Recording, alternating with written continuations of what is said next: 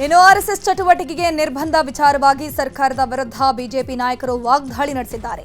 RSS ಚಟುವಟಿಕೆ ನಿಯಂತ್ರಣ ಮಾಡುವ ಸರ್ಕಾರದ ಕ್ರಮ ಖಂಡನೀಯ ಅಂತ ಸಂಸದ ಗೋವಿಂದ ಕಾರಜೋಳ ಹೇಳಿದ್ರು. ಈತ ಶಾಸಕ ಅಶ್ವಥ್ ನಾರಾಯಣ್ ಕೂಡ ಮಾತನಾಡಿ ಕಾಂಗ್ರೆಸ್ ಅಧಿಕಾರ ದುರ್ಬಳಕೆ ಕಾರ್ಯ ಮಾಡ್ತಿದೆ ಅಂತ ಹೇಳಿದ್ರು. ಹುಬ್ಬಳ್ಳಿಯಲ್ಲಿ ಮಾತನಾಡಿದ ಸಂಸದ ವಿಶ್ವೇಶ್ವರ ಹೆಗಡೆ ಕಾಗೇರಿ ಅಧಿಕಾರದ ವೈಫಲ್ಯ ಮುಚ್ಚಿಕೊಳ್ಳೋಕೆ ವಿವಾದವನ್ನ ಸೃಷ್ಟಿ ಮಾಡ್ತಿದ್ದಾರೆ ಅಂತಂದ್ರು. ಈತ ಆರ್ ಅಶೋಕ್ ಕೂಡ ರಿಯಾಕ್ಷನ್ ಕೊಟ್ಟಿದ್ದಾರೆ. ಸಿದ್ದರಾಮಯ್ಯನವರ ನೇತೃತ್ವದ ಕಾಂಗ್ರೆಸ್ ಸರ್ಕಾರ ಸಚಿವ ಸಂಪುಟದ ಸಭೆಯಲ್ಲಿ ಆರ್ಎಸ್ಎಸ್ ಚಟುವಟಿಕೆಗಳಿಗೆ ನಿರ್ಬಂಧ ಹೇರ್ತಕ್ಕಂಥ ನಿರ್ಣಯ ಮಾಡಿದ್ದು ಅತ್ಯಂತ ಖಂಡನೀಯ. ಸಿದ್ದರಾಮಯ್ಯನವರು ಇವತ್ತು ತೆಗೆದುಕೊಳ್ತಕ್ಕಂಥ ನಿರ್ಧಾರಗಳನ್ನು ನೋಡಿದಾಗ ಇಂದಿರಾ ಗಾಂಧಿ ಅವರ ಕಾಲದಲ್ಲಿ ಹೇರಿದಂಥ ತುರ್ತು ಪರಿಸ್ಥಿತಿಯ ನೆನಪಿಗೆ ಬರ್ತದೆ. ನಮಗೂ ಒಂದು ಕಡೆ ಕರ್ನಾಟಕದಲ್ಲಿ ಇಂದಿರಾ ಗಾಂಧಿ ಅವರ ಕಾಲದಲ್ಲಿ ಏನು ತುರ್ತು ಪರಿಸ್ಥಿತಿ ಹೇರಿದ್ರು ಅದೇ ರೀತಿ ಆಡಳಿತವನ್ನ ಸಿದ್ದರಾಮಯ್ಯನವರು ಸರ್ಕಾರ ಮಾಡ್ತಾರೆ. ಕ್ಯಾಬಿನೆಟ್ನಲ್ಲಿ ಯಾವುದೇ ಸಂಘಟನೆಗಳು ಸರ್ಕಾರಿ ಜಾಗಗಳಲ್ಲಿ, ಅದು ಸಾರ್ವಜನಿಕ ಸ್ಥಳ ಆಗಿರಲಿ, ಶಾಲೆಗಳಲ್ಲಾಗಿರಲಿ, ಯಾವುದೇ ಒಂದು ಚಟುವಟಿಕೆಯನ್ನು ಮಾಡಲಿಕ್ಕೆ ಅವಕಾಶ ಇಲ್ಲ. ಅನುಮತಿ ತಗೊಂಡೇ ಪ್ರತಿನಿತ್ಯ ಆಗುವಂಥ, ಪ್ರತಿ ದಿನ ಆಗುವಂಥ ಪ್ರತಿಯೊಂದು ಕಾರ್ಯಕ್ರಮಕ್ಕೂ ಅನುಮತಿಯನ್ನು ತಗೊಂಡೇ ಮಾಡಬೇಕು ಅಂತ ಏನೊಂದು ಇವತ್ತು ನಿರ್ಣಯವನ್ನು ತಗೊಂಡಿದ್ದಾರೆ, ತೀರ್ಮಾನ ತಗೊಂಡಿದ್ದಾರೆ. ಅದು ಜನ ವಿರೋಧಿ ನಿರ್ಧಾರ.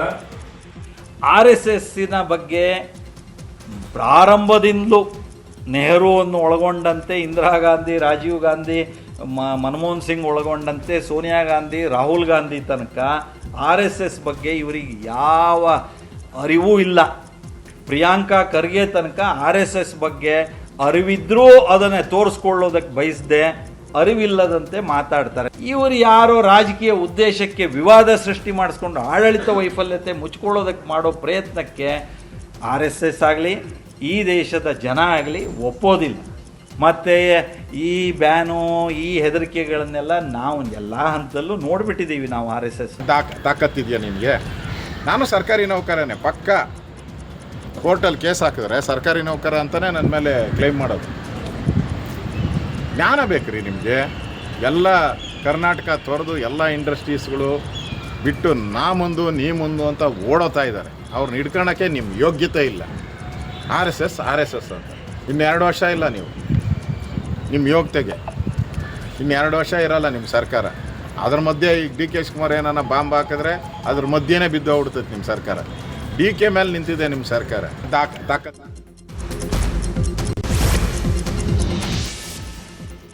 ಸಚಿವ ಪ್ರಿಯಾಂಕ್ ಖರ್ಗೆಗೆ ಬೆದರಿಕೆ ಹಾಕಿದ ವ್ಯಕ್ತಿಯನ್ನ ಅರೆಸ್ಟ್ ಮಾಡಲಾಗಿದೆ. ಮಹಾರಾಷ್ಟ್ರದ ಲಾತೂರಲ್ಲಿದ್ದ ಆರೋಪಿ ದಿನೇಶ್ ನರೋಣಿಯನ್ನ ಬಂಧಿಸಲಾಗಿದೆ. RSS ಬಗ್ಗೆ ಮಾತಾಡ್ತೀಯಾ ಅಂತ ಪ್ರಿಯಾಂಕ್ ಖರ್ಗೆಗೆ ಕರೆ ಮಾಡಿ ನಿಂದಿಸಲಾಗಿತ್ತು. ದೂರಿನ ಬೆನ್ನಲ್ಲೇ ಆರೋಪಿ ನರೋಣಿಯನ್ನ ಅರೆಸ್ಟ್ ಮಾಡಲಾಗಿದೆ. ಸಚಿವ ಪ್ರಿಯಾಂಕ್ ಖರ್ಗೆ ಬೆದರಿಕೆ ಕರೆ ಹಿನ್ನೆಲೆ ಮೈಸೂರಿನಲ್ಲಿ ಕೈ ಕಾರ್ಯಕರ್ತರು ಪ್ರತಿಭಟನೆ ಮಾಡಿದ್ದಾರೆ. ಗಾಂಧಿ ವೃತ್ತದಲ್ಲಿ ಪ್ರತಾಪ್ ಸಿಂಹ ಸೇರಿ ಬಿಜೆಪಿ ನಾಯಕರ ಭಾವಚಿತ್ರಕ್ಕೆ ಚಪ್ಪಲಿ ಏಟು ನೀಡಿ ಪ್ರತಿಭಟನೆ ಮಾಡಿ ಆಕ್ರೋಶ ವ್ಯಕ್ತಪಡಿಸಿದರು. ಈಗ ರಾಜಕೀಯ ವಿದ್ಯಮಾನಗಳನ್ನು ನೋಡೋಣ. ಬಿಜೆಪಿಯಿಂದ ಆಫರ್ ಹೇಳಿಕೆ ವಿಚಾರಕ್ಕೆ ಆಕ್ರೋಶ ವ್ಯಕ್ತವಾಗ್ತಾ ಇದ್ದಂತೆ ಡಿಸಿಎಂ DK ಶಿವಕುಮಾರ್ ಮತ್ತೆ ಉಲ್ಟಾ ಹೊಡೆದಿದ್ದಾರೆ. ಬೆಂಗಳೂರಲ್ಲಿ ಮಾತಾಡಿರೋ ಅವರು ಬಿಜೆಪಿ ನಾಯಕರು ಜೈಲಿಗೆ ಹೋಗಿ ಅಂತ ಯಾರು ಹೇಳಿಲ್ಲ. ಯಾರು ಹೇಳಿದ್ದಾರೆ? ಅವರ ಹೆಸರು ಹೇಳಿದೆ, ಡೆಸಿಗ್ನೇಷನ್ ಹೇಳಿದ್ದೇನೆ. ಯಾರ್ಯಾರು ಕರೆದಿದ್ರು ಅಸೆಂಬ್ಲಿಯಲ್ಲಿರುವ MLAಗಳ ಕೈಯಲ್ಲೇ ಹೇಳಿಸ್ತೇನೆ ಅಂತ ಹೇಳಿದ್ದಾರೆ. ಆಫೀಸರ್ ಕೊಟ್ಟಿದ್ರು ಅಂತ ಹೇಳಿದ್ರು, ನಾಯಕರು ಆಹ್ವಾನ ಮಾಡಿದ್ರು ಅಷ್ಟೇ. ಆಫೀಸರ್ ಕೊಟ್ಟಿದ್ರು ಅನ್ನೋದನ್ನು ನಾನು ಹೇಳಿದ್ದೇನೆ. ನಾನು ಏನು ಹೇಳಿದ್ದೀನಿ ಅನ್ನೋದು ಸರಿಯಾಗಿ ಮಾಡಿ. ಬಿಜೆಪಿ ನಾಯಕರು ಜೈಲು ಹೋಗುವಂತ ಯಾರು ನನಗೆ ಹೇಳಿಲ್ಲ. ಹೇಳಿದ್ದೆ ನಾನು ಹೇಳಿದ್ದೀನಲ್ಲ, ಹೆಸರು ಹೇಳಿದೆ, ಡೆಸಿಗ್ನೇಷನ್ ಹೇಳಿದ್ದೀನಲ್ಲ. ಈಗ ಅದ್ರ ಬಗ್ಗೆ ಚರ್ಚೆ ಬೇಡ, ಅದೆಲ್ಲ ಆಗೋಯ್ತು. 5 ವರ್ಷ ಮುಗಿದೋಯ್ತು. ಅದಕ್ಕೆಲ್ಲ ವಾಪಸ್ ನಮ್ಮ ಸರ್ಕಾರ ಅಧಿಕಾರಕ್ಕೆ ಬಂದಿದ್ದೀವಿ. ಕೆಲವು ವಿಚಾರ ತಿಳಿಸಿದ್ವಿ ಅಷ್ಟೇ, ಎಲ್ಲರಿಗೂ ಗೊತ್ತಿರುವಂಥ ವಿಚಾರ. ಏನು ಇದು ಕಟ್ಟು ಸತ್ಯ ಏನಿಲ್ಲ. ಬೇಕಾದ್ರೆ ಹೆಸರು ಹೇಳುವಂತಾದ್ರೆ ಇಲ್ಲಿ ಹೇಳಕ್ತಾ ಇರಲಿಲ್ಲ. ಯಾವ್ದಾದ್ರು ಅಸೆಂಬ್ಲಿ ಬೇಕಾದ್ರೆ ಹೇಳುವಂತ ಅಲ್ಲಿ ಬಿಜೆಪಿಯವರು ಬೇಕಾದ್ರೆ ಹೇಳಿ. ಡಿಸಿಎಂ ಹುದ್ದೆ ಆಫರ್ ಬಗ್ಗೆ DK ಶಿವಕುಮಾರ್ ಹೇಳಿಕೆ ವಿಚಾರದ ಬಗ್ಗೆ ಬಿಜೆಪಿಯ ನಾಯಕರು ಕೌಂಟರ್ ಅನ್ನು ಕೊಟ್ಟಿದ್ದಾರೆ. ವಿಪಕ್ಷ ನಾಯಕ ಆರ್ ಅಶೋಕ್ ಮಾತನಾಡಿ ಎಷ್ಟು ದಿನ ಹೇಳದ ಸತ್ಯವನ್ನ DKಶಿ ಈಗ ಹೇಳ್ತಿದ್ದಾರೆ ಅಂತ ಹೇಳಿದ್ರು. ಶಾಸಕ ಯತ್ನಾಳ್ ಮಾತನಾಡಿ DKಶಿಗೆ ಆಫರ್ ಅಲ್ಲ, ಅವರೇ ವರಿಷ್ಠರ ಭೇಟಿಗೆ ಹೋಗಿದ್ರು ಅಂತ ಹೇಳಿದ್ರೆ. ಇತ್ತ ಶೋಭಾ ಕರಂದ್ಲಾಜೆ ಕೂಡ ಕಿಡಿಕಾರಿದ್ದಾರೆ. 5 ವರ್ಷ ಸಿದ್ದರಾಮಯ್ಯ ಅವರೇ ಸಿಎಂ ಆಗಿರಬೇಕು, ಅವರಿದ್ರೆ ರಾಜ್ಯಕ್ಕೆ ಒಳ್ಳೇದಾಗತ್ತೆ ಅಂತ ಯತೀಂದ್ರ ಸಿದ್ದರಾಮಯ್ಯ ಹೇಳಿದ್ದಾರೆ. ಮೈಸೂರಲ್ಲಿ ಮಾತಾಡಿರೋರು, ಸಿದ್ದರಾಮಯ್ಯ ಅವರೇ 5 ವರ್ಷ ಸಿಎಂ ಆಗಿರ್ತಾರೆ, ನನಗೆ ಕ್ರಾಂತಿ ಬಗ್ಗೆ ಗೊತ್ತಿಲ್ಲ, ಹೈಕಮಾಂಡ್ನವರು ನವೆಂಬರ್ ಆದ್ಮೇಲೆ ಅಧಿಕಾರ ಬಿಡಿ ಅಂತ ಹೇಳಿಲ್ಲ ಅಂದ್ರು. 3 ತಿಂಗಳಲ್ಲಿ ಬಿಜೆಪಿಯಲ್ಲಿ ಕ್ರಾಂತಿ ಆಗಲಿದೆ, ನಾನು ಹೇಳ್ತಿದ್ದೀನಿ ಬರೆದಿಟ್ಕೊಳ್ಳಿ ಅಂತ ಸಾಗರ ಶಾಸಕ ಬೇಳೂರು ಗೋಪಾಲಕೃಷ್ಣ ಭವಿಷ್ಯ ನುಡಿದಿದ್ದಾರೆ. ಶಿವಮೊಗ್ಗದಲ್ಲಿ ಮಾತನಾಡಿರುವಂತಹ ಅವರು, ಬಿಜೆಪಿಯಲ್ಲಿ ಆರ್ ಅಶೋಕ್ರಿಂದ ಹಿಡಿದು ಬಹಳಷ್ಟು ಜನರಿಗೆ ಯಡಿಯೂರಪ್ಪ ಕುಟುಂಬ ತೆಗೀಬೇಕು ಅನ್ನೋ ಮನೋಭಾವ ಇದೆ. ಹೀಗಾಗಿ ಬಿಜೆಪಿಯಲ್ಲೂ ಕ್ರಾಂತಿ ಆಗೇ ಆಗತ್ತೆ ಅಂತ ಹೇಳಿದ್ದಾರೆ. ವಿಧಾನಸೌಧದಲ್ಲಿ ಹೈ ಡ್ರಾಮಾವೇ ನಡೆದಿದೆ. ನೈಸ್ ಕಾರಿಡಾರ್ ಯೋಜನೆಗೆ ಭೂಮಿ ಪಡೆದು ಸೈಟ್ ಪರಿಹಾರ ನೀಡದ ಹಿನ್ನೆಲೆ ಭೂಮಾಲೀಕರು ನೈಸ್ ಸಂಸ್ಥೆ ಮುಖ್ಯಸ್ಥ ಅಶೋಕ್ ಕೇಣಿಗೆ ಘೇರಾವ್ ಹಾಕಿದ್ರು. ಪರಿಹಾರಕ್ಕಾಗಿ ರೈತರು ಪಟ್ಟು ಹಿಡಿದಿದ್ರು. ಹೊಸ ಕ್ಲಿನಿಕ್ ಓಪನ್ ಮಾಡೋ ವಿಚಾರವಾಗಿ ವೈದ್ಯ ಕೃತಿಕಾ ರೆಡ್ಡಿ ಕೊಲೆಯಾಗಿದೆ ಅಂತ ತಂದೆ ಮುನಿರೆಡ್ಡಿ ಹೇಳಿದ್ದು, ಹೊಸ ಕ್ಲಿನಿಕ್ ವಿಚಾರವಾಗಿ ಕೃತಿಕಾ ಹಾಗೂ ಮಹೇಂದ್ರ ನಡುವೆ ಜಗಳ ಶುರುವಾಗಿತ್ತು. ನಾನೇ ಇಬ್ಬರಿಗೂ ಒಂದು ಕ್ಲಿನಿಕ್ ಓಪನ್ ಮಾಡ್ಕೊಡೋಣ ಅಂತ ಇದ್ದೆ. ಇತ್ತ ಕೃತಿಕಾ ಅಕ್ಕ ನಿಖಿತಾ ರೆಡ್ಡಿಯೂ ಮಾತನಾಡಿದ್ದಾರೆ. FSL ವರದಿ ಬಂದ ಮೇಲೆ ನಮಗೆ ಶಾಕ್ ಆಯಿತು ಅಂತ ಹೇಳಿದ್ದಾರೆ. ಕಲಬುರಗಿಯ ಆಳಂದದಲ್ಲಿ ವೋಟ್ ಚೋರಿ ನಡೆದಿದೆ ಅನ್ನೋ ಆರೋಪ ಕೇಳಿ ಬರ್ತಾ ಇತ್ತು. ಇದರ ವಿಚಾರವಾಗಿ ಎಸ್ಐಟಿ ತನಿಖೆ ಮಾಡ್ತಾನೆ ಇದೆ. ರೋಜಾ ಬಡಾವಣೆಯಲ್ಲಿ ಅಶ್ಫಾಕ್ ಅನ್ನೋರ ನಿವಾಸದ ಮೇಲೆ ಎಸ್ಐಟಿ ದಾಳಿ ನಡೆಸಿತ್ತು. ದಾಳಿ ವೇಳೆ ರಾಶಿ ವೋಟರ್ ಐಡಿ ಪತ್ತೆಯಾಗಿದೆ. ಸದ್ಯ ಅಶ್ಫಾಕ್ ಮನೆಯಲ್ಲಿದ್ದ 15 ಮೊಬೈಲ್ 7 ಲ್ಯಾಪ್ಟಾಪ್ಗಳನ್ನು ಜಪ್ತಿ ಮಾಡಲಾಗಿದೆ. ಜ್ಯುವೆಲರಿ ಮಳಿಗೆ ಸಿಬ್ಬಂದಿಯಿಂದನೇ ಕೋಟಿ ಚಿನ್ನ ಕಳುವು ಮಾಡಿರೋ ಘಟನೆ ಕೋಲಾರ ಜಿಲ್ಲೆಯ ಕೆಜಿಎಫ್ನ ರಾಬರ್ಟ್ಸನ್ ಪೇಟೆಯಲ್ಲಿ ನಡೆದಿದೆ. ಪಿಬಿ ಜ್ಯುವೆಲರಿ ಮಳಿಗೆಯಲ್ಲಿ ರಾಜಸ್ಥಾನ ಮೂಲದ ಯಶ್ ಅನ್ನುವಾತ ಕೆಲಸ ಮಾಡ್ತಿದ್ದ. ಆದರೆ ನಿನ್ನೆ ಮಧ್ಯಾಹ್ನ 1 ಕೆಜಿ 93 ಗ್ರಾಂ ಚಿನ್ನಾಭರಣ ಕದ್ದು ಪರಾರಿಯಾಗಿದ್ದಾನೆ. ಸದ್ಯ ಜ್ಯುವೆಲರಿ ಮಾಲೀಕ ನಿತೀಶ್ ಕುಮಾರ್ ದೂರು ಕೊಟ್ಟಿದ್ದು, ಆರೋಪಿಗಾಗಿ ಹುಡುಕಾಟ ಶುರು ಮಾಡಲಾಗಿದೆ. ಕೊಪ್ಪಳದಲ್ಲಿ ದಲಿತರ ಮನೆಗೆ ಬೆಂಕಿ ಹಚ್ಚಿದ ಪ್ರಕರಣಕ್ಕೆ ಟ್ವಿಸ್ಟ್ ಸಿಕ್ಕಿದೆ. ದಲಿತರ ಮನೆಗೆ ಬೆಂಕಿ ಹಚ್ಚಿದ್ದು ಸವರ್ಣೀಯರಲ್ಲ, ಪರಿಶಿಷ್ಟ ಪಂಗಡದವರೇ ಅನ್ನೋದು ತನಿಖೆಯಲ್ಲಿ ಗೊತ್ತಾಗಿದೆ. ವೈಯಕ್ತಿಕ ದ್ವೇಷದಿಂದ ಈ ಗಲಾಟೆಯಾಗಿದ್ದು, ಈ ಬಗ್ಗೆ ಕುಟುಂಬಸ್ಥರೇ ಒಪ್ಪಿಕೊಂಡಿದ್ದಾರೆ. ಅಲ್ಲದೆ ಬೆಂಕಿ ಹಚ್ಚಿದ ಹನುಮಂತಪ್ಪನನ್ನ ಬಂಧಿಸಿ ಅಂತ ಮೌನೇಶ್ ಕುಟುಂಬಸ್ಥರು ಆಗ್ರಹಿಸಿದ್ದಾರೆ. ದೀಪಾವಳಿ ಹಬ್ಬಕ್ಕೆ ರಜೆಗೆ ಊರಿಗೆ ಹೋಗೋರಿಗೆ ಶಾಕ್ ಎದುರಾಗಿದೆ. ಖಾಸಗಿ ಬಸ್ ದರ ಏರಿಕೆ ಹಾವಳಿ ಜೋರಾಗಿದೆ. ಬೇಕಾಬಿಟ್ಟಿಯಾಗಿ 1, 2, 3 ಟಿಕೆಟ್ ದರ ಏರಿಸಿದ್ದು ಪ್ರಯಾಣಿಕರು ಶಾಕ್ ಆಗಿದ್ದಾರೆ. ಆರ್ಟಿಒ ನೋಟಿಸ್ ಕೊಟ್ಟಿದ್ರೂ ಕೂಡ ಪ್ರಯಾಣಿಕರಿಂದ ಸುಲಿಗೆ ಮುಂದಾಗಿರೋದಕ್ಕೆ ಆಕ್ರೋಶ ವ್ಯಕ್ತವಾಗ್ತಾ ಇದೆ. ಕೊಪ್ಪಳದಲ್ಲಿ ರಸ್ತೆ ಗುಂಡಿಗೆ ವಾಹನ ಸವಾರರು ಹೈರಾಣಾಗಿದ್ದಾರೆ. ಗಂಗಾವತಿ ನಗರದ ಬಸ್ ನಿಲ್ದಾಣದಲ್ಲಿ ರಸ್ತೆ ಗುಂಡಿಯಿಂದ ಬ್ಯಾಲೆನ್ಸ್ ತಪ್ಪಿ ಟ್ರ್ಯಾಕ್ಟರ್ ಬೀದಿ ಬದಿ ಅಂಗಡಿಗೆ ನುಗ್ಗಿದೆ. ರಸ್ತೆಯಲ್ಲಿನ ಗುಂಡಿ ಮುಚ್ಚುವಂತೆ ವ್ಯಾಪಾರಸ್ಥರು ಆಗ್ರಹಿಸಿದ್ದಾರೆ.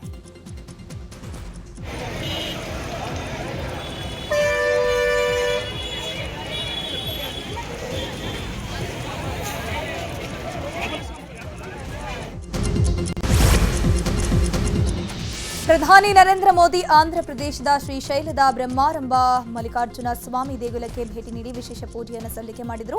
ಬಳಿಕ ಆಂಧ್ರಪ್ರದೇಶದಲ್ಲಿ ಸುಮಾರು 13,430 ಕೋಟಿ ರೂಪಾಯಿಗಳ ಅಭಿವೃದ್ಧಿ ಯೋಜನೆಗಳಿಗೆ ಚಾಲನೆ ನೀಡಿದರು.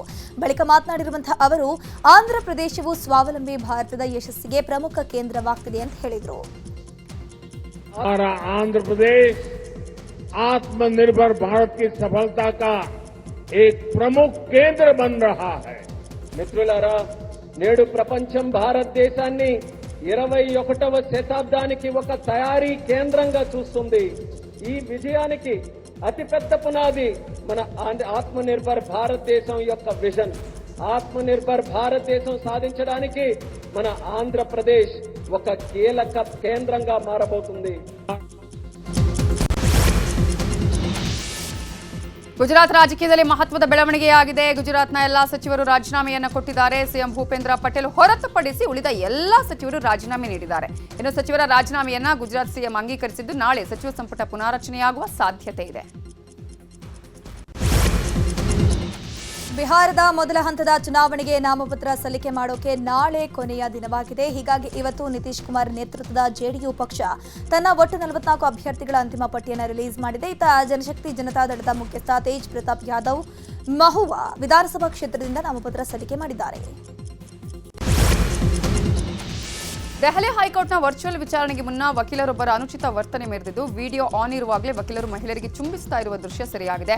ವರ್ಚುವಲ್ ವಿಚಾರಣೆಗೂ ಮುನ್ನ ಜನರು ನ್ಯಾಯಾಧೀಶರಿಗಾಗಿ ಕಾಯ್ತಾ ಇದ್ರು. ಈ ಸಂದರ್ಭದಲ್ಲಿ ಈ ದೃಶ್ಯ ಸೆರೆಯಾಗಿದ್ದು ಭಾರೀ ಚರ್ಚೆಗೆ ಕಾರಣವಾಗಿದೆ.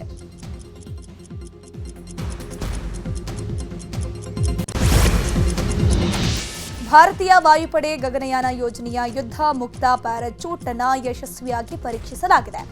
32,000 ಅಡಿ ಎತ್ತರದಿಂದ ಮಿಲಿಟರಿ ಯುದ್ಧ ಪ್ಯಾರಾಚೂಟ್ ಸಿಸ್ಟಮ್ ಪರೀಕ್ಷಿಸಲಾಗಿದ್ದು ಇದು ಯಶಸ್ವಿಯಾಗಿದೆ ಅಂತ ರಕ್ಷಣಾ ಸಚಿವಾಲಯ ತಿಳಿಸಿದೆ. ಅಂತಾರಾಷ್ಟ್ರೀಯ ಮಟ್ಟದಲ್ಲಿ ಏನಾಗ್ತಾ ಇದೆ ಅನ್ನೋದನ್ನು ನೋಡೋಣ ವಿದೇಶ ಸುದ್ದಿಯಲ್ಲಿ. ಭಾರತ ರಷ್ಯಾದಿಂದ ತೈಲ ಖರೀದಿ ನಿಲ್ಲಿಸಲಿದೆ ಅಂತ ಅಮೆರಿಕ ಅಧ್ಯಕ್ಷ ಟ್ರಂಪ್ ಹೇಳಿಕೆಗೆ ಭಾರತ ಮತ್ತು ರಷ್ಯಾ ಕೌಂಟರ್ ಕೊಟ್ಟಿವೆ. ಭಾರತ ಸರ್ಕಾರ ಟ್ರಂಪ್ ಅವರ ಹೇಳಿಕೆಯನ್ನು ತಳ್ಳಿ ಹಾಕಿದ್ದು ದೇಶದ ಗ್ರಾಹಕರ ಹಿತಾಸಕ್ತಿಯೇ ಮುಖ್ಯ, ಹಾಗೆಯೇ ನಮ್ಮ ಆಮದು ನೀತಿಗಳು ಇದನ್ನು ಆಧರಿಸಿವೆ ಅಂತ ಹೇಳಿದ್ದಾರೆ. ಇನ್ನೊಂದು ಕಡೆ ಭಾರತದ ಆರ್ಥಿಕತೆಗೆ ರಷ್ಯಾದ ತೈಲ ಅತ್ಯಗತ್ಯ ಅಂತ ಮಾಸ್ಕೋ ಸ್ಪಷ್ಟನೆ ಕೊಟ್ಟಿದೆ. ಇಂಡೋನೇಷ್ಯಾದ ಪವುವಾದಲ್ಲಿ ಪ್ರಬಲ ಭೂಕಂಪನ ಸಂಭವಿಸಿದೆ. ರಿಕ್ಟರ್ ಮಾಪಕದಲ್ಲಿ 6.5ರಷ್ಟು ತೀವ್ರತೆ ಕಂಡುಬಂದಿದೆ. ಭೂಕಂಪವು 70 ಕಿಲೋಮೀಟರ್ ಆಳದಲ್ಲಿ ಸಂಭವಿಸಿದ್ದು ಯಾವುದೇ ಸಾವು ನೋವು ಸಂಭವಿಸಿಲ್ಲ ಅಂತ ಯುನೈಟೆಡ್ ಸ್ಟೇಟ್ಸ್ ಭೂವೈಜ್ಞಾನಿಕ ಸಮೀಕ್ಷೆ ಮಾಹಿತಿ ಕೊಟ್ಟಿದೆ.